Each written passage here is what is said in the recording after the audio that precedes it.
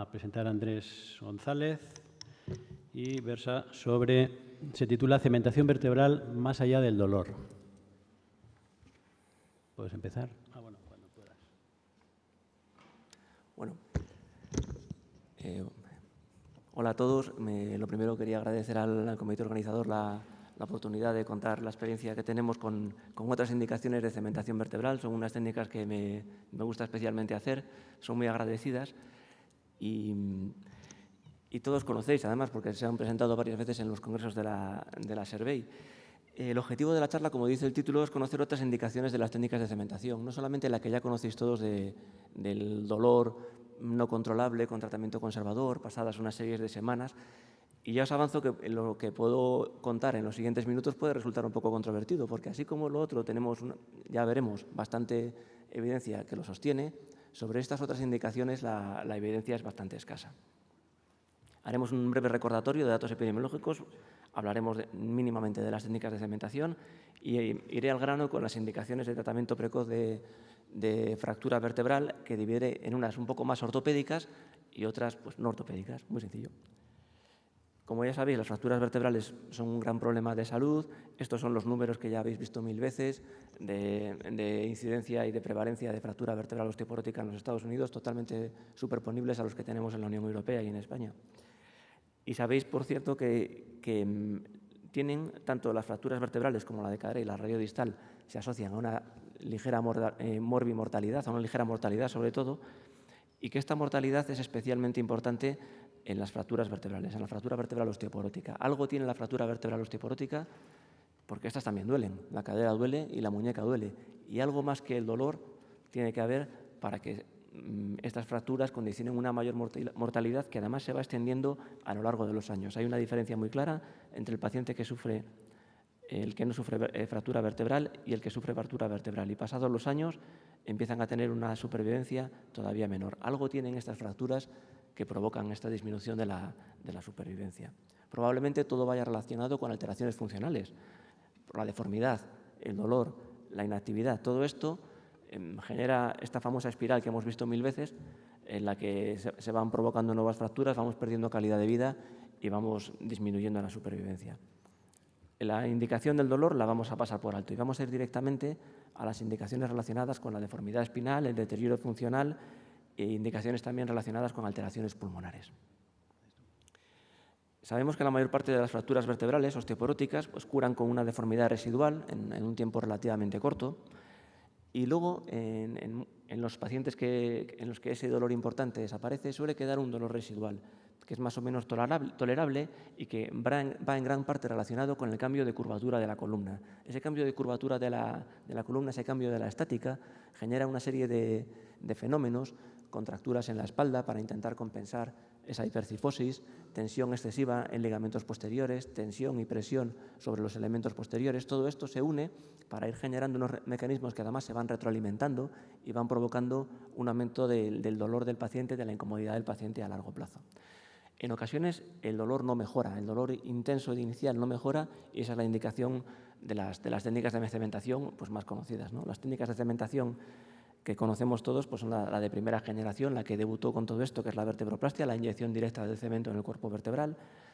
Se llama como técnica de segunda generación a la cifoplastia con balón, que introduce eso, un balón en el cuerpo vertebral, buscando que con su hinchado recuperemos una mayor altura, generamos un hueco dentro de la vértebra y luego lo rellenamos con cemento.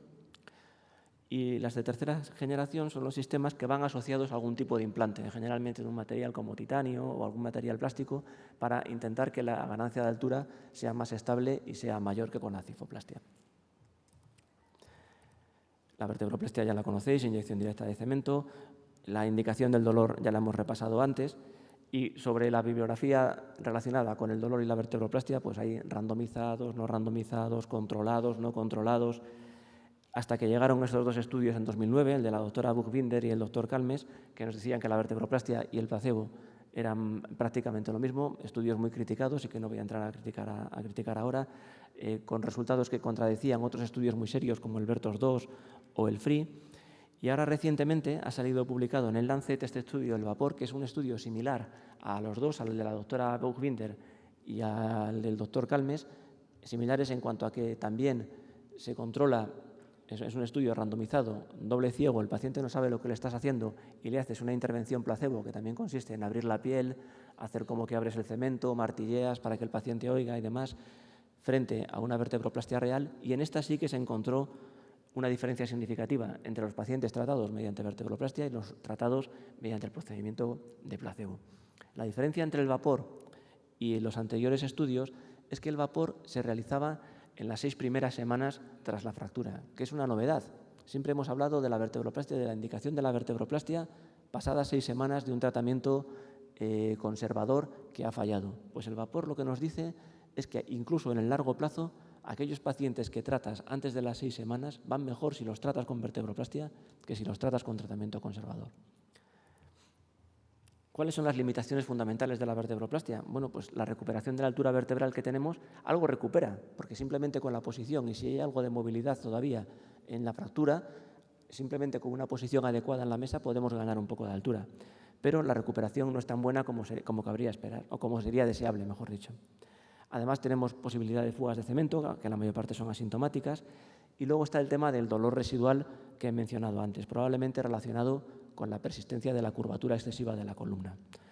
Como alternativa o como mejora o evolución de la vertebroplastia surgió la cifoplastia con balón. Hemos explicado antes que consiste en hinchar un balón, que en el dibujo queda muy bien recuperando la altura vertebral, pero luego lo que pasa en realidad es que cuando deshinchas el balón, una parte, ¿se ve lo que estoy? Sí. Una parte de la altura que hemos recuperado pues se vuelve a perder en cuanto deshinchas el balón para inyectar el cemento, con lo cual consigues un poquito más de recuperación de altura que con la vertebroplastia, pero no es ideal. Para evitar esto salieron los sistemas de tercera generación que intentan impedir que se vuelva a producir ese colapso. Entre ellos pues, está el stent vertebral, ¿no? Hinchas un balón, un stent montado sobre un balón, de forma que cuando deshinchas el balón el stent queda e impide ese colapso, o bien el spine jack, que es esta especie de gato que se introduce en el interior del cuerpo vertebral para levantarlo y luego rellenarlo con cemento. Aquí tenemos un ejemplo. Mientras está levantando el spine jack, vamos consiguiendo ir restaurando un poquito la altura y luego lo rellenamos con cemento y conseguimos una vértebra con una morfología pues muy similar a la que tenía previamente. No recupera del todo la altura, pero es más que lo que conseguíamos con vertebroplastia. El OsseoFix es otro sistema similar, también de titanio, una especie de malla que se dilata en el interior del cuerpo vertebral, una por cada pedículo para levantar el cuerpo vertebral y luego introducir el cemento en su interior. En fin, van saliendo cada año, salen 2 o 3 sistemas de estos, algunos permanecen, otros duran 2 años y se acaban yendo. Y aquí con estos sistemas es con los que podemos enlazar en estas otras indicaciones de las que hablamos antes, en estas indicaciones que dije ortopédicas. La indicación fundamental de tratar la vértebra de una forma ortopédica es intentar evitar la progresión de la fractura. En un porcentaje muy elevado de casos, y sobre todo, como veremos después, en vértebras localizadas en la charlera dorsolumbar y en el ápice de la cifosis dorsal, se observa un fenómeno que es la progresión de la fractura. Si vamos siguiendo al paciente con radiografías seriadas, vamos viendo que la pérdida de altura se va acentuando con el tiempo. La causa es multifactorial y una parte muy importante de esa causa es la mecánica. Lo explicaremos un poquito más despacio después, así que no me entretengo ahora. También el estado de la musculatura, que va empeorando con el reposo. La musculatura erectora de la columna va impidiendo la deformidad en cifosis, pero esa musculatura va agotándose poco a poco. Hay factores intrínsecos como la densidad ósea, que el reposo condicionado por el dolor de la fractura también va disminuyendo. Todo esto contribuye a que la fractura poco a poco vaya progresando y vaya aumentando el grado de cifosis. Esto tiene un impacto en el control del dolor a largo plazo. Como hemos dicho antes, esas tensiones en los elementos posteriores van a ser responsables del dolor residual a largo plazo, residual en el mejor de los casos o importante en algunos otros casos. Aquí enlazo con algo que no es directamente de nuestra especialidad, pero que sí que es importante tener, porque al final estamos tratando de enfermos, no somos solamente tecnólogos, ¿no? Tenemos que intentar tratar, y lo hacemos siempre, ¿no? Tratar al paciente como un ente completo. Y tenemos que apoyarnos en otros especialistas. Y un especialista que tiene mucho que ayudar y una profesión que tiene mucho que decir en el tratamiento de la fractura vertebral osteoporótica es el rehabilitador y el fisioterapeuta. Es importantísimo volver a poner actividad al paciente, de forma que esa musculatura se vuelva a regenerar y contribuyamos a que el dolor residual mejore. Y tienen muchísima evidencia detrás estos tratamientos de rehabilitación y fisioterapia. No solamente tenemos que evitar la progresión de la fractura, sino que corrigiendo este ángulo de cifosis podemos conseguir disminuir otro de los problemas asociados a las fracturas vertebrales. Sabemos que solamente por el hecho de tener una fractura vertebral ya tenemos un 20% de posibilidades de tener otra en el siguiente año. Es decir, se multiplica por 5 el riesgo relativo de sufrir una nueva fractura vertebral. Y este riesgo, además, es independiente de la masa mineral ósea que tengas. Es decir, ocurre independientemente del grado de osteoporosis que tengas. Así que hay algo ahí que está provocando ese aumento de incidencia de fracturas. Ese algo, además, está relacionado con el aumento de la deformidad. Y hay estudios que demuestran esto, que hay más frecuencia de fracturas nuevas cuanta más deformidad de cifosis tengamos. Esto es fácil de entender, ¿no? Es física pura y dura. El momento flexor sabemos que es el producto de una fuerza por el brazo de palanca con el que actuamos. Esta fuerza, en este caso, será el peso que se centra desde el centro de gravedad, que está colocado delante, y tendremos aplicación de un punto de palanca que estará más alejado cuanto mayor sea la cifosis que tengamos residual. Es decir, la longitud del brazo de palanca es proporcional al ángulo cifótico. A mayor ángulo cifótico, mayor brazo de palanca, mayor fuerza estamos ejerciendo sobre el borde anterior o el tercio anterior de los cuerpos vertebrales, mayor posibilidad de que se desarrolle una nueva fractura. Y esto es lo que condiciona este conocido como efecto dominó en el tema de las fracturas vertebrales. Empezamos con una fractura vertebral y en el siguiente año este paciente va teniendo 2 o 3 fracturas vertebrales en niveles adyacentes o niveles cercanos. Todo esto es relacionado pues, con el aumento del brazo de palanca. Esto es especialmente importante en la charnela dorsolumbar y en el ápice de cifosis dorsal, que son las zonas sometidas a una mayor carga pues, por la geometría que tienen, ¿no? En estas regiones es donde vemos con más frecuencia fracturas progresivas y efecto dominó. Y estas son las que tenemos que tener una vigilancia pues, más cercana. Aquí pongo un ejemplo, una fractura vertebral T12 con un acuñamiento. Vamos a ponerlo aquí un poquito más grande. No sé si se ve desde lejos, está un poco oscuro, me ha quedado aquí. En el control a 3 semanas, la fractura, que tenía cierta altura aquí delante, ha quedado convertida en una vértebra en galleta. Esto es algo que en la charnela dorsolumbar vemos con muchísima frecuencia. Otro ejemplo, esta la tratamos con una vertebroplastia. Con la colocación boca abajo se corrige un poco y esto fue lo único que conseguimos ganar de altura. Otro ejemplo de una vértebra también T12 y la evolución.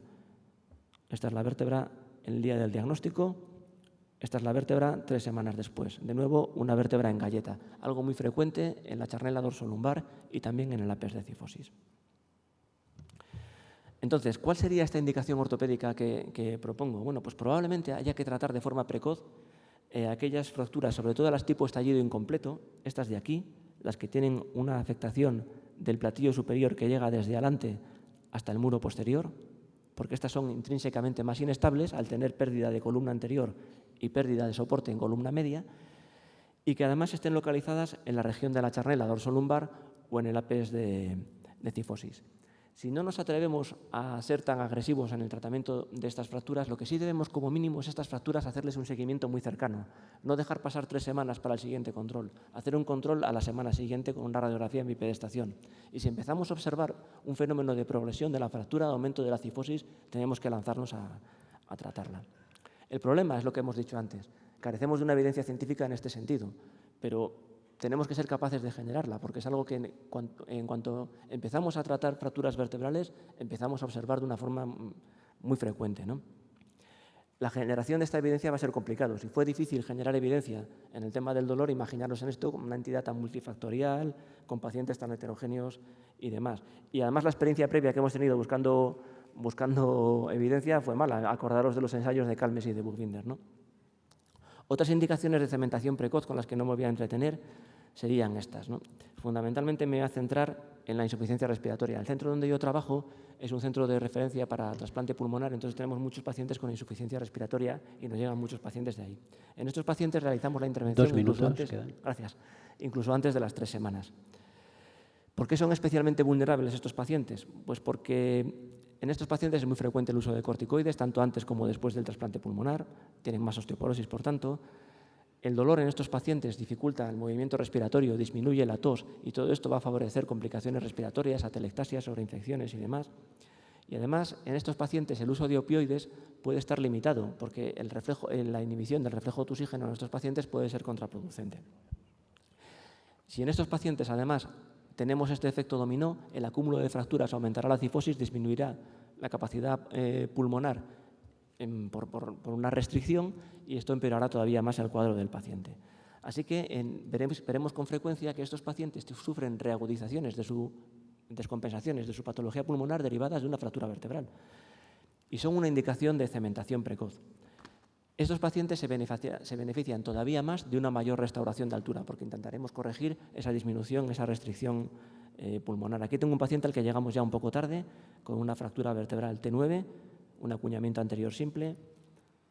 A las 3 semanas se había convertido en una vértebra en galleta y a las 6 semanas suma otra vértebra por encima y otras 2 vértebras por debajo. Aquí ya hicimos las vertebroplastias, en este caso una cifoplastia y una vertebroplastia, pero la ganancia que conseguimos pues fue muy escasa, aunque la mejoría del dolor fue excelente. Cuidado porque estos pacientes pueden ser complejos y la mayor fuente de complicaciones es la sedación en un decúbito plono. Imaginaros la sedación en un paciente broncópata en decúbito plono, pues puede tener sus problemas. A veces hay que hacerlo con anestesia general o a veces valorar el realizarlo en decúbito lateral, como hacen algunos compañeros de hace mucho tiempo, por ejemplo, los compañeros de la Jiménez Díaz de hace muchos años que hacen estas intervenciones en decúbito lateral. En resumen, para terminar, la indicación más establecida y con mayor grado de evidencia, ya sabéis, el dolor persistente e intenso, pero tenemos que estar con la mente abierta a otras indicaciones que irán llegando. La indicación ortopédica, la fractura de estallido incompleta, sobre todo en el apes de cifosis y en la charnela dorsolumbar, la fractura progresiva y luego tener en cuenta que estos pacientes con patología respiratoria grave se pueden beneficiar de adelantar los tiempos de la realización de cualquiera de estas técnicas de cementación. Aunque, repito, todavía tenemos escasa evidencia publicada sobre estas indicaciones. Muchas gracias.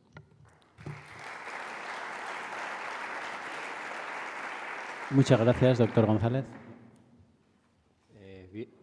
Bien, os quería recordar que se pueden seguir enviando preguntas a través de WhatsApp, que no entra ninguna. Bueno, hemos decidido que las preguntas se harán después de cuando terminen el resto de los ponentes. Continuando con la sesión,